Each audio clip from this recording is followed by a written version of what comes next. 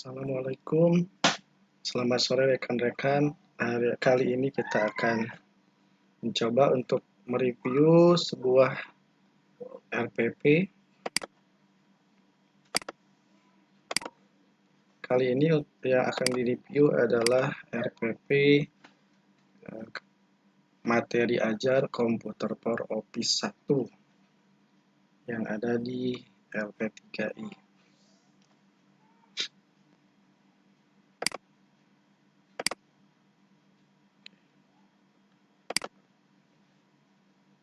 Apa itu review? Review yaitu proses pengkajian ulang untuk mencari atau menambahkan apa saja yang kira-kira bisa kita tambahkan atau kekurangan apa saja yang kita bisa temukan pada saat mereview bahan tersebut.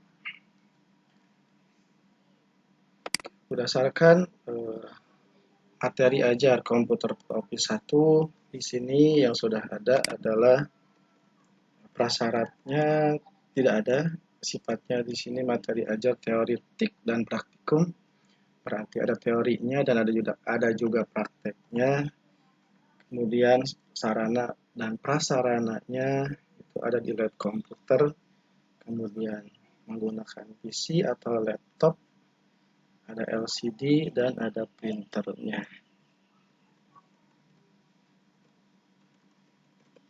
Tujuan dari materi ajar ini diharapkan setelah mengikuti materi ajar ini peserta didik memiliki kemampuan untuk menyelesaikan atau mengoperasikan komputer dengan sistem operasi Windows.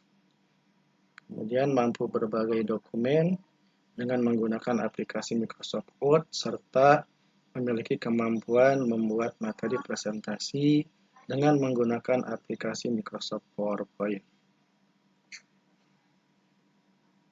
Ya, ada tujuan review ini yaitu untuk kita menyetarakan atau menyesuaikan dengan format RPP terbaru edaran Kemendikbud nomor 14 tahun 2019 tentang rencana pelaksanaan pembelajaran atau RPP.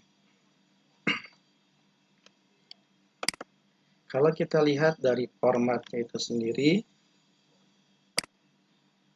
RPP yang saat ini ada di LP3I, khususnya LP3I College, kita bisa lihat di sini, kita bisa bandingkan, masih harus kita perbaiki. Di antaranya mulai dari bagian awal, di sini kita akan sesuaikan, berarti ini nanti akan dirubah, ya, menyesuaikan dengan RPP yang baru, di mana nanti akan kita ganti untuk yang ini. Di paling awal atau di paling atas kita akan masukkan nama satuan pendidikan, mata pelajaran, dan seterusnya. Jadi formatnya nanti akan disesuaikan dengan ini. Karena RPP yang ada saat ini belum sesuai dengan RPP surat edaran terbaru. Kita lanjut untuk review dari materinya itu sendiri. Capaian pembelajaran untuk lulusan kompetensi lulusan, yaitu kemampuan di bidang kerja atau skill, diharapkan peserta didik mampu mengoperasikan sistem operasi Windows pada komputer pribadi, PC, dan seterusnya. Ini yang ada di sini. Kemudian kemampuan mampu membuat naskah surat pasal atau mail merge, membuat tabel, membuat dokumen, membuat presentasi. Kemudian membuat header, footer, nomor halaman, dan footnote. Kemudian di bagian berikutnya adalah kemampuan pengetahuan atau knowledge, seperti yang kita lihat saat ini. Kemudian ada juga kemampuan khusus atau attitude-nya. Yang pertama, bertakwa kepada Tuhan Yang Maha Esa, dan selanjutnya. Kemudian capaian pembelajaran materi ajar komputer Pro Office 1 ini, yaitu yang pertama peserta didik dapat mengoperasikan komputer pada sistem operasi Windows. Peserta didik dapat mengoperasikan serta mampu membuat naskah, dokumen, dan seterusnya.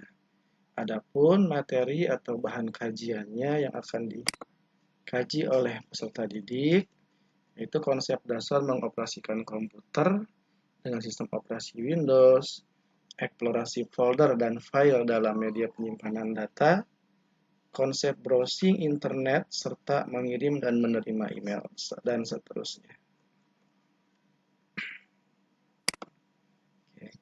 Kemudian yang terakhir di sini menggunakan media LCD proyektor. Ada juga menyelesaikan desain presentasi dan presentasi dinamis. Kemudian konsep dasar mengoperasikan Microsoft PowerPoint.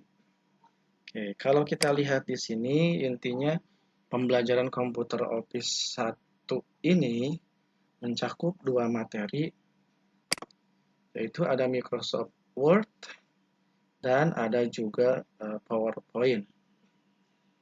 Nah, di mana Microsoft Word-nya mulai dari pengelolaan pengetikan naskah, kemudian sampai ke pembuatan surat mail merge, membuat tabel, sampai dengan cetak hasilnya atau print hasil dari yang ada, gitu ya, atau dokumen yang diketik atau mail merge atau surat massal tadi yang diketik.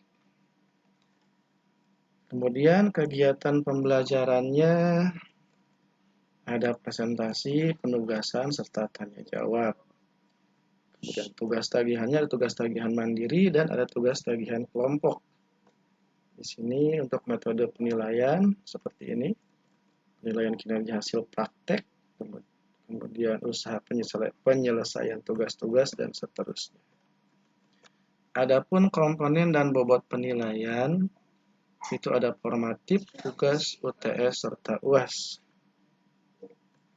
Nah, di bagian akhir, di sini ada RPP per pertemuannya.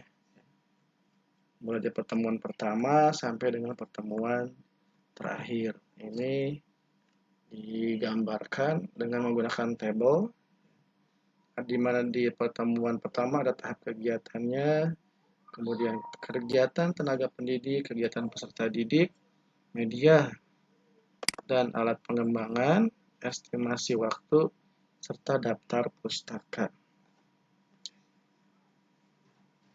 Baik, setelah kita melihat atau membaca RPP yang tadi kita lihat atau kita baca, ada beberapa masukan yang saya usulkan. Yang pertama, dari format penulisan sendiri. Format penulisan ini sebaiknya disesuaikan dengan format penulisan RPP terbaru. Yang seperti saya tampilkan di sebelah kanan ini, mulai dari nama satuan pendidik dan seterusnya. Sehingga RPP-nya tidak akan terlalu panjang, gitu ya. Kalau misalkan dengan RPP yang sebelumnya yang saya tunjuk ini bisa sampai 10 atau lebih dari 10 halaman. Sementara dengan format RPP yang baru mungkin ini bisa 2 atau 3 halaman. Kemudian masukan untuk konten materi. Di sini kita belum melihat adanya komputer digital. Jadi sebaiknya nanti dimasukkan untuk materi komputer digital. Di antaranya membahas tentang cloud atau penyimpanan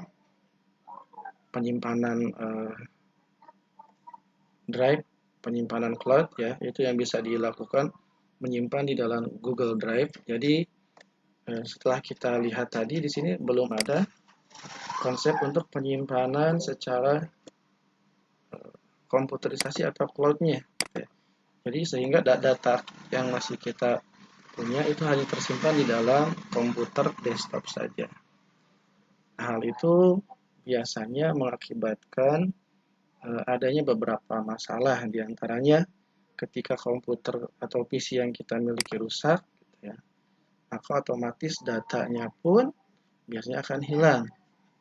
Nah, untuk masukannya nanti kita tambahkan materi tentang penyimpanan file secara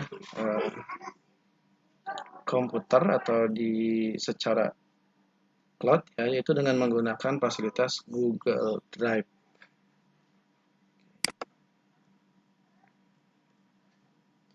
Kemudian satu lagi untuk format penilaian. Nah, di sini tadi ada komponen dan bobot penilaian. Formatif, tugas, UTS, dan UAS. Di mana masing-masing formatif 10%, tugas 25%, ujian tengah semester 30%, ujian akhir semester 35%.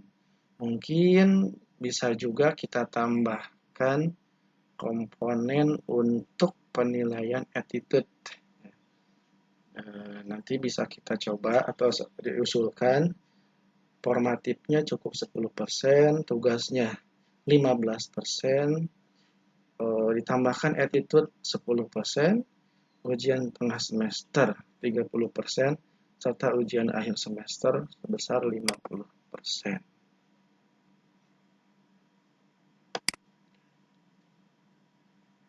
Nah, untuk yang lainnya saya rasa cukup memadai, ya. Tapi tinggal kita merubah formatnya saja dari format yang lama ke format yang baru ini. Demikian rekan-rekan review kali ini. Semoga bermanfaat. Saya rasa cukup sampai di sini. Terima kasih. Assalamualaikum warahmatullahi wabarakatuh.